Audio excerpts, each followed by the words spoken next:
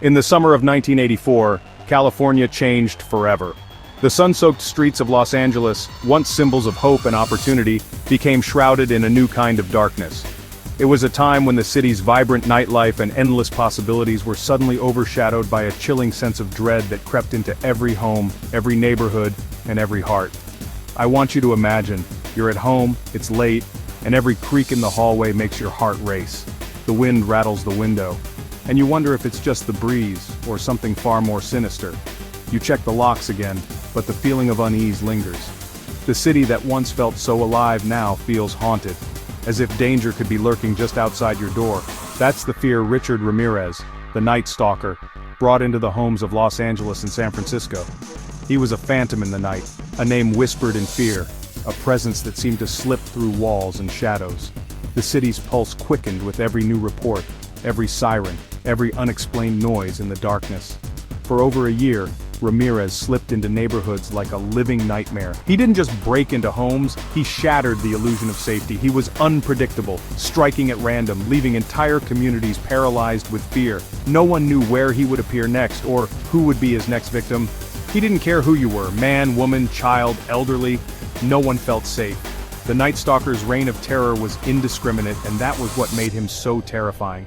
He targeted the vulnerable and the strong alike, leaving behind a trail of devastation that crossed all boundaries of age, race, and background. Armed with knives, guns, and a twisted devotion to satanic rituals, he left behind scenes that haunted even seasoned detectives. The brutality of his crimes was matched only by the bizarre symbols and messages he scrawled at the scenes, as if daring the police to catch him. Each crime scene was a puzzle, a nightmare, a message written in blood and fear. Pentagrams on the walls, cryptic messages, and a chilling unpredictability. Ramirez reveled in the chaos he created, leaving behind not just physical evidence, but psychological scars that would last a lifetime. His crimes weren't just about violence, they were about instilling terror, about making people question the very fabric of their reality. He created pure chaos. No pattern, no mercy. People double-locked their doors. Neighborhoods that once felt safe became fortresses. Strangers eyed each other with suspicion, and the sense of community was replaced by a collective anxiety. The Night Stalker had turned neighbor against neighbor, and fear became the new normal. News anchors warned, police were desperate, but the Night Stalker always seemed a step ahead. Every newscast brought fresh horror. Every police update seemed to end with more questions than answers.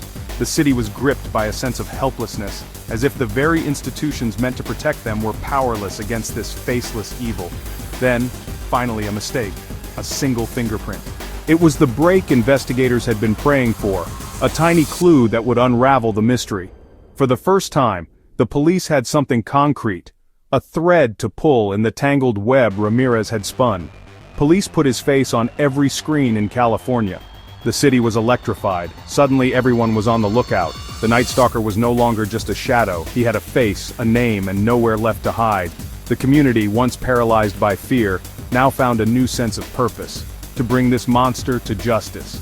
And here's the twist: when Ramirez tried to run, it wasn't the cops who caught him. It was everyday people. The same neighbors who had lived in fear for so long now became heroes, banding together to end the nightmare. It was a moment of collective courage, a turning point in the story. Neighbors saw him, chased him down, and held him until the police could take him away. The city that had been terrorized for so long finally fought back, proving that even in the darkest times, ordinary people can do extraordinary things. The Night Stalker's reign was over, but the scars he left behind would never fully heal. In court, Ramirez was unrepentant. He showed no remorse, no regret, only a chilling defiance. He seemed to relish the attention, flashing a cold, unsettling smile as the charges were read.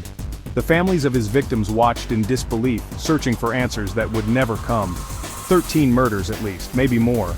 The true extent of his crimes may never be known, as some victims were lost to the shadows, their stories never fully told.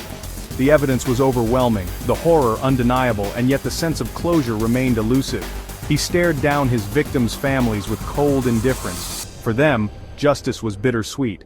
The man who had stolen so much from so many would never truly pay for his crimes, but at least he would never walk free again. The courtroom became a place of reckoning, a final confrontation between good and evil. Instead of execution, cancer claimed him in prison after 2 decades of appeals and infamy, but his shadow lingers. The stories of his crimes are still told, warnings passed down through generations. His name remains a symbol of terror, a reminder of the darkness that can exist within a single person. The Night Stalker left a scar on California's history, a reminder that evil doesn't just hide in the dark. It can walk among us, unseen until it's too late. But it's also a story of resilience, of communities coming together to face their fears and reclaim their sense of safety. Sometimes it breaks down your door and looks you in the eye.